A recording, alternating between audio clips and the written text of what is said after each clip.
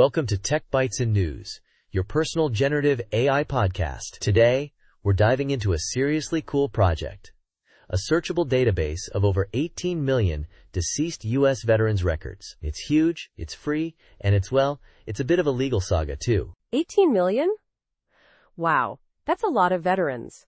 So what's the story behind this database? It's called BIRLS, the Beneficiary Identification Records Locator Subsystem. Originally created by the VA, it's an index to basic info on veterans who receive benefits. Everything from healthcare to GI Bill education. Think of it as a giant, searchable index card file for the dearly departed. Okay, index cards. Sounds quaint. But how did this get online? That's where the fun begins. Reclaim the Records, a nonprofit, filed a FOIA lawsuit against the VA. They battled for years, multiple denials, appeals, even a court case.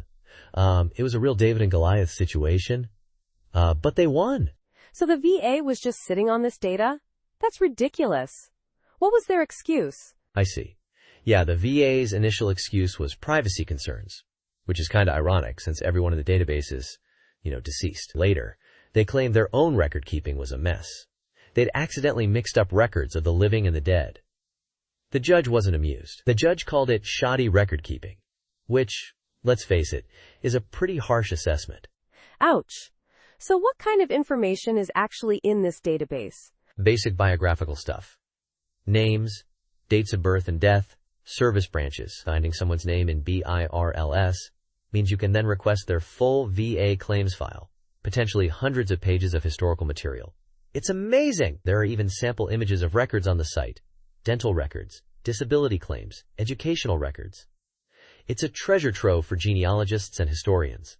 So it's not just names and dates, it's actual documents? That's incredible. But what if my ancestor isn't in the database? Got it. That's a good point. Even if they aren't in BIRLS, their file probably exists somewhere in the VA's archives. You can still make a FOIA request, although it won't be quite as easy as just searching this database. The website even has a built-in system to help you send those requests via fax. That's pretty slick.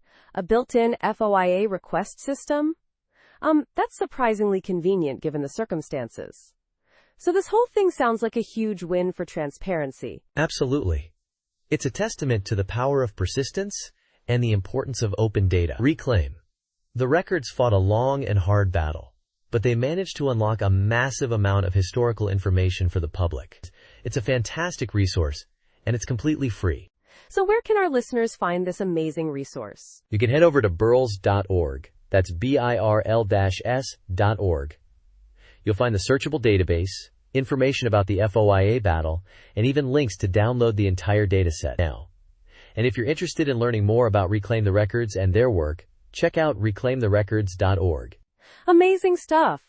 Thanks for shedding light on this incredible project. It's a really powerful example of how citizen action can make a difference. My pleasure. And that's all the time we have for today's episode of Tech Bytes and News. Thanks for listening, and we'll catch you next time. Bye. Bye-bye.